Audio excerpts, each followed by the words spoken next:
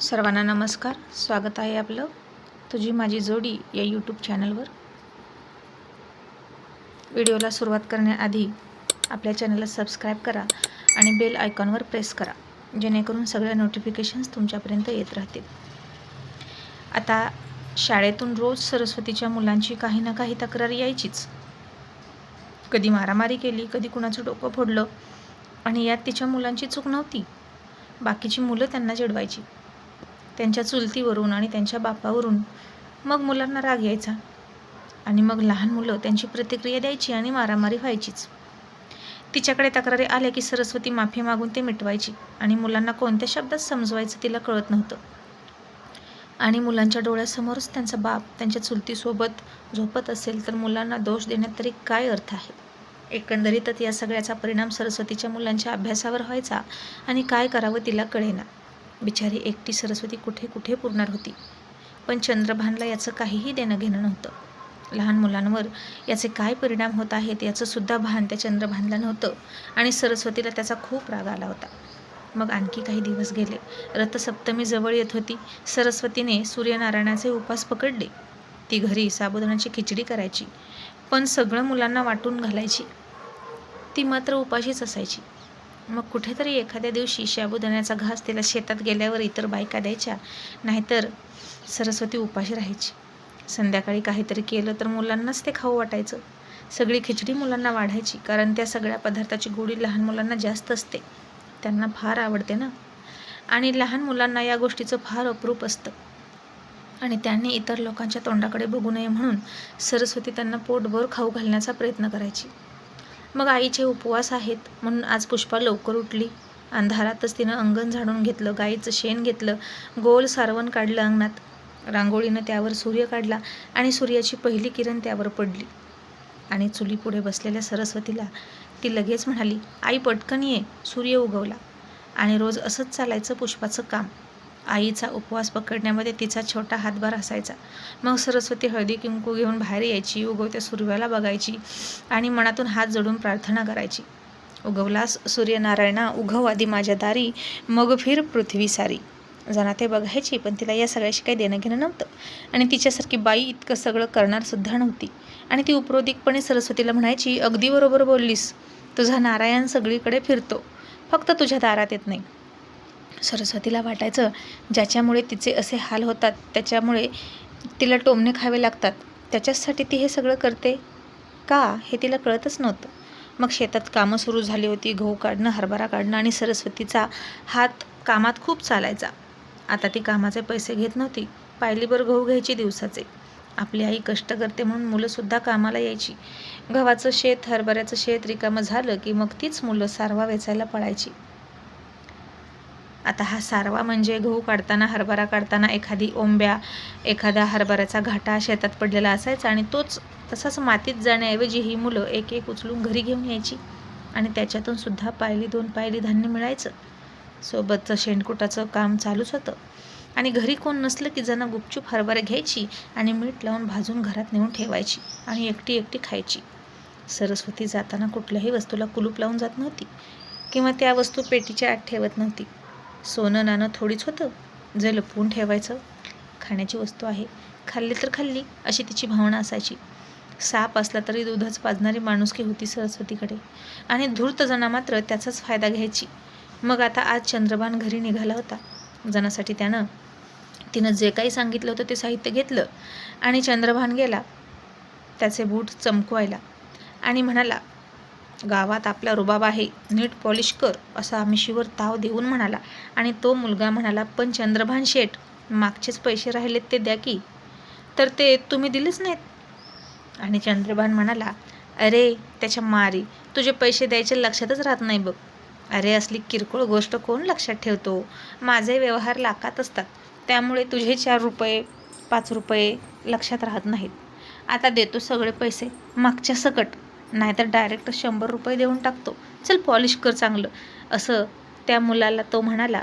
आणि त्या मुलानं पॉलिश केलं, पण त्याच्या मनात धाकधूक होती पैसे मिळतील की नाही याची. मग पॉलिश झालं आणि तो मुलगा त्याच्यासमोर हात करून म्हणाला, चंद्रभान शेठ आता पैसे द्या. आणि पैसे मागितल्यावर चंद्रभान म्हणाला, मांडून ठेव रे, फुकट पॉलिश करून गेला, आम्ही काय तुला भिकारी वाटलो का. आता माझ्याकडे सुट्टी नाहीत आणि निघून गेला असा त्या गरीबावर रुबाब करून. आणि तो पॉलिशवाला मुलगा फार केविलवाणा चेहरा करून त्याच्याकडे बघत होता. आणि चंद्रभान असंच सगळ्यांसोबत करायचा. न्हाव्यासोबत, चप्पलवाल्यासोबत, कपडे शिवणाऱ्याकडे अशाच त्याच्या उधाऱ्या होत्या आणि हळूहळू त्याची पत ढासळत होती. आणि तो दिसला की लोक पाठ फिरवायचे, कारण तो 1000-2000ला गंडा घालतो असाच प्रत्येकाचा अनुभव होता. मग सरस्वती सुट्टी दिवशी मुलांना म्हणायची, अरे अभ्यास करा, शिकून मोठं व्हा, आई असली कामं मी करेन. पण मुलंसुद्धा सरस्वतीच्या संसाराला हातभार लावायची. कोणाची गुरं राखायला जा, कोणाच्या घरी पाणी भर, शेतात राखण बस. आणि सरस्वतीला वाटायचं त्यांच्या शिक्षणाकडे दुर्लक्ष होऊ नये. पण मुलं शाळेतही हुशार होती, रागीटही होती. तीच सरस्वतीची ताकद होती. पण मोठ्या मुलाचं हल्ली तिला काही कळतच नव्हतं. त्याचं लक्ष अभ्यासातून उडत होतं आणि 9माही परीक्षेचा निकालसुद्धा कमी आला होता त्याचा. पोरांना शाळेतला तांदूळ मिळाला. मग फोडणीचा भात केला आणि भात खाताना पुष्पा म्हातारीला म्हणाली, आजी मी तांदूळ आणलाय, त्याचा भात खातेस बरं का तू. पुन्हा जर मला रांड म्हणाली ना तर मग बघ. आणि म्हातारी म्हणालीच, गबगर रांड, म्हणे मी आणलाय तांदूळ. माझ्या पोरानं तुला जन्म दिला तेव्हा तर जन्माला आलीस, नाही तर कुठून आली असती, विचार तुझ्या आईला. आता हे असलं बोलणं लहान पुष्पाला कळलं नाही, पण तरीही ती म्हणाली, आजे बरं झालं असतं ताती आमचा बाप नसता तर, ते सारखं आईला रडवतात. आणि म्हातारी पुष्पाला आणखीन शिव्या द्यायला लागली, तुझं डबरं खांदलं तुझं, असं म्हणाली. आणि पुष्पासुद्धा चिडून म्हणाली, आजी त्या डबऱ्यातून तुलाच पुरायची. तसे तिचे दोन्ही भाऊ हसले आणि म्हातारी आणखीन चिडली आणि हातातली काठी आपटून बडबड करायला लागली. आणि आता पुष्पा लय आगाऊ. तिने डोळे झाकून घेतले, आकाशाकडे तोंड केलं, तोंडामध्ये मसाल्याचा भात घातला आणि आमची आजी मेली म्हणून मोठ्या मोठ्यानं रडायला लागली सोंग घेऊन. तसे सगळे खूप हसायला लागले. सरस्वतीला पण हसायला आलं, पण म्हातारी जाम चिडली. आणि जिथं आपण हेच नाव माझ्या रावानं रडतीस होय ग, असं म्हणून म्हातारीनं काठीनं पुष्पाला मारायला लागली. आणि म्हातारीच्या तोंडात सारखी तीच शिवी असायची, कोंबड्याला, कुत्र्याला, गाईला, म्हशीला, माणसांना एकच शिवी. आता म्हातारीचा कालवा वाढला आणि सरस्वतीनं पुष्पाला गप्प बस म्हणून शांत केली. मग आज सगळ्यांनी फक्त मसाले भात खाल्ला आणि जनाच्या नावाचा शिल्लक होता तो तसाच राहिला. आणि ती नंतर येऊन घेऊन गेली. आता तिचा तर कोणत्या जन्माचा उपकार होता सरस्वतीवर कुणास ठाऊक, जी सरस्वती तिला खाऊ घालायची. आणि सगळी मुलं आणि सरस्वतीसुद्धा गरम होते म्हणून अंगणात झोपली. मग सकाळ झाली. सरस्वतीनं तांदळाची कणी कोंबड्यांना टाकली. त्यासोबतच चिमण्यांचा थवासुद्धा सरस्वतीच्या दारात आला तांदूळ टिपायला. आणि पुष्पा उठली. तशी तिनं बघितलं कोणासोबत चिमण्यासुद्धा तांदूळ खातात कोंबड्यासोबत. आणि ती चिमण्या हाणत होती. आणि सरस्वती म्हणाली, अगं अगं खाऊ दे. पुष्पा म्हणाली, आई अगं सगळं चिमण्याच खातात, मग आपल्या कोंबड्या काय खायच्या आणि अंडी कशी द्यायच्या. सरस्वती म्हणाली, खाऊ दे, ज्याच्या वाटणीचा घात जो तो खात असतो, आपण अडवणारे कोण, खाऊ दे त्यांना, पण त्यांनी तरी कुठं जायचं आपल्याशिवाय. मग पुष्पानं समोर बघितलं तर समोरच्या विजेच्या तारावर ओळीनं चिमण्या बसल्या होत्या एका रांगेत, शाळेतली मुलं उभं राहतात तशा. आणि काही जणांचं तोंड पूर्वेकडे, काही जणांची तोंड पश्चिमेकडे, अशा त्या बसल्या होत्या. भांडून सवती पाठीला पाठ लावून बसल्यासारखे. आणि पुष्पा म्हणाली, आई या सगळ्यांना आणू का तांदूळ खायला बोलवून, त्यांनी तरी कुठं जायचं. आणि सरस्वती हसली आणि म्हणाली, चिमणा बाई ते वऱ्हाडे आहेत का जेवायला बोलवायला, आणि तुझ्या लग्नात ना आपण बोलवू बरं का त्या सगळ्या चिमण्यांना बोलवू, कावळ्यांना, कबुतरांना, सगळ्यांना बोलवायचं जेवायला. अशी सरस्वती गोड बोलत म्हणाली तिला. इतक्यात म्हातारी म्हणाली, सरे आधी तिला गोंधन काढ तर लग्न होईल, नाहीतर लग्न होणार नाही. आणि तू कुठं लग्नाची स्वप्न बघतीस तिच्या. पुष्पा आणखीन चिडली आणि म्हणाली, आजी तू मेली की मग मी गोंधन काढणार आणि मग लग्न करणार. आणि सरस्वतीनं पुन्हा तिला गप्प केली आणि तिच्या केसांना तेल लावलं. तेलाचा हात तोंडावरून फिरवला आणि म्हणाली, ओ हो आत्या, या बुधवारी बाजारला गेली ना, सोबत पुष्पाला घेऊन जाईन. आणि घरात तेल मीठ संपलंय ते आणायला जाणार होती ती, बोकड विकणार होती. पण आता बोकडावर मोठ्या मुलाचा जीव होता, त्यामुळे ते विकताना फार रडणार होता तो. आणि सरस्वती मग बाजारला विकायला न्यायचं कॅन्सल केलं, कारण घरीच भरपूर गिऱ्हाईक यायची. आणि मग मुलं म्हणाली, आम्ही पण बाजारला येणार. आता चालतच जावं लागणार होतं, त्यामुळे सरस्वती म्हणाली, बरं चला. चौघेही गेले आता आई बाजारात. आणि मुलांची नजर चांगल्या चांगल्या खाऊकडे वळायची, आईस्क्रीमकडे वळायची, पण मन मारून ती मुलं गप्प बसायची. मग सरस्वतीनं प्रत्येकाच्या हातात एक एक पार्लेच्या बिस्किटाचा पुडा ठेवला आणि हाच त्यांचा खाऊ असायचा. आणि तेच मुलं पुरवून खायची, दुसऱ्या कुठल्याच खाऊकडे ते बघत नव्हती. आणि जरी तिकडे नजर गेली तरी तो इतका महागडा खाऊ असायचा की आपल्या आईला परवडणार नव्हता याची जाणीव त्यांना होती. मग तरी मधला मुलगा जरा हट्टी होता, खाण्याच्या बाबतीत चोखंदळ होता. त्याला पाहिजे ते नाही मिळाले की उपाशी राहायचा, पण खात नव्हता. त्याच्या खाण्यापिण्याच्या सवयी चंद्रभानवर गेल्या होत्या. मग आता गोंधनवाली शोधली आणि सरस्वतीने पुष्पाला गोड बोलून तिच्यासमोर बसवली आणि आणखीन एक बिस्किट पुडा देते तुला असं गोड बोलून म्हणाली. तिचे दोन्ही भाऊ दोन्ही बाजूला बसले. पुष्पा पळून गेली तर तिला पकडायचं म्हणून.